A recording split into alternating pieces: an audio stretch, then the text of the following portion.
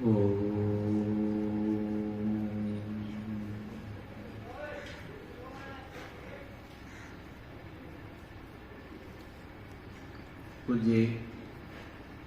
गुरुदेव महाराज के आशीर्वचन के उपरांत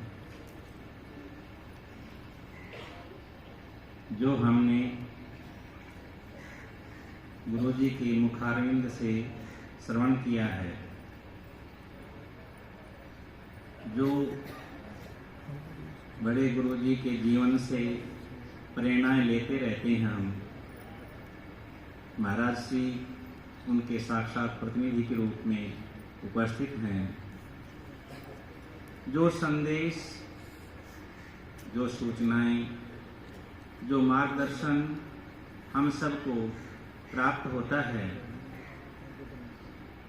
तो कहते हैं उपदेश क्या है?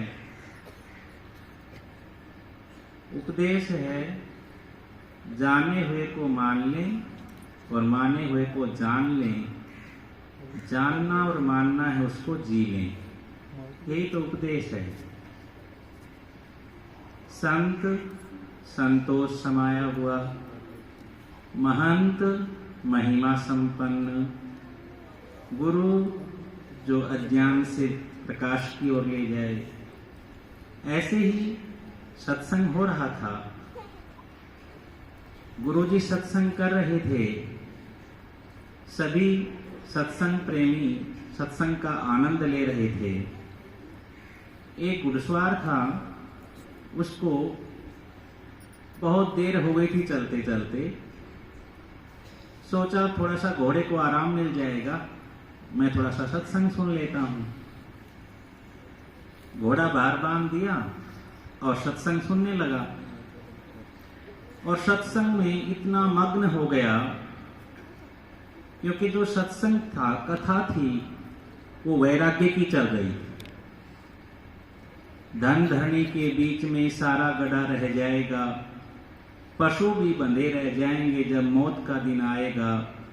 नारी घर के द्वार तक ही साथ देगी लोक में, मित्र दल मरघट से आगे साथ नहीं दिखलाएगा। देह भी तेरी चिता बीच ऐसे जल भुन जाएगी, फिर बता परलोक में तू साथ किसका पाएगा। दान धर्म पुण्य ही है एक अंत का साथी, मन को यूं समझाया कर। हो विरक्त संसार से पगले उस ईश्वर को ध्याया कर। माना कि तूने खूब कमाए हीरे मोती, पर याद रखना सज्जनों कफन में जेब नहीं होती। माना कि सिकंदर दुनिया का वाली था, पर अंत समय में वो भी गया हाथ खाली था। कथा चल रही थी, भाव है कथा के। कथा समाप्त हुई और जो राहगीर था उसको वैराग्य हो गया और वो घर की तरफ न जाकर के जंगल की तरफ चला गया। 20 साल तक ऐसी तपस्थली के अंदर मौन साधना की,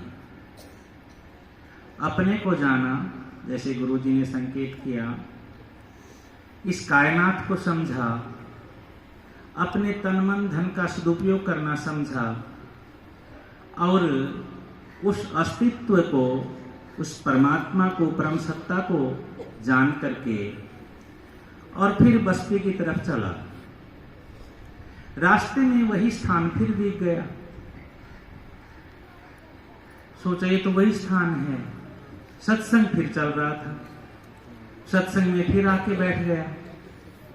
सभी इसी प्रकार से सत्संग का आनंद ले रहे थे, तालियां बजा करके मग्न थे। कथावाचक भी थोड़ा सा वृद्ध हो गया था और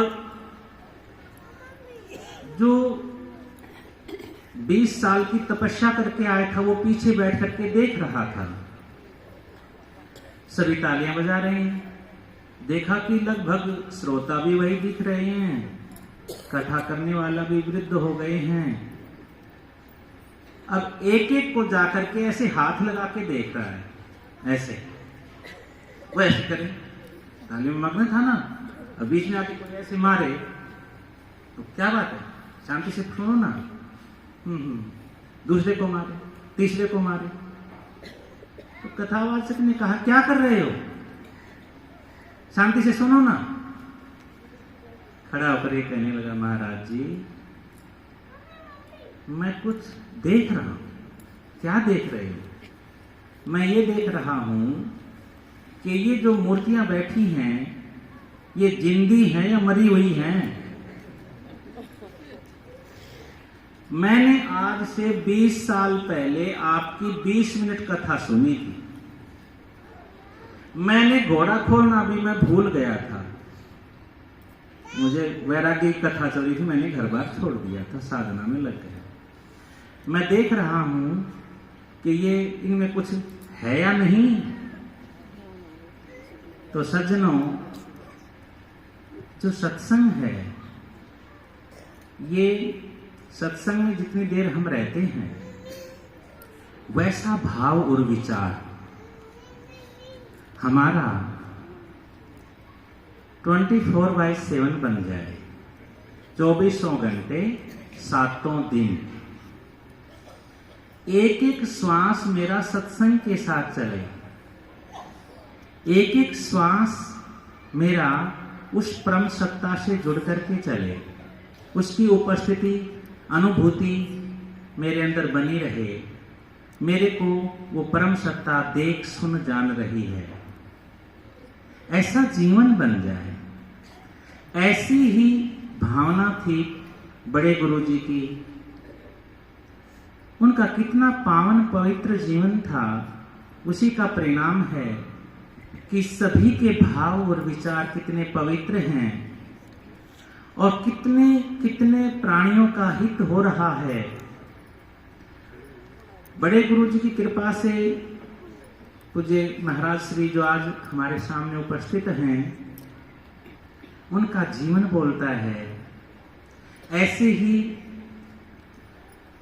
गुरुजी आचार्य प्रद्युमन जी महाराज, जिन्होंने बहुत बड़े बड़े विद्वान तैयार किए हैं, सरदेश स्वामी रामदेव जी महाराज, जिनके पावन चरणों में बैठकर के विद्या का अर्जन किया है, ऐसी महान विभूति जिनका पूरा जीवन पवित्र निर्मल पावन है, पूज्य स्वामी गणेशानंद जी महाराज, जिनका पूरा जीवन समाज के लिए, गौ माता के लिए अर्पित है। आप सभी पवित्र आत्माओं को नमन करता हुआ बस यही प्रार्थना है कि हम सब अपने जीवन को सत्संग में जो लिया है, जो सुना है, जो जाना है, उसको हम जी लें। सुने हुए को जान लें, माने हुए को जान लें, जाने हुए को मान लें और दोनों को जी लें। ऐसे भाव के साथ आप सभी को प्रणाम। ओम नारायण। सद्गुरुदेव भगवान की जय।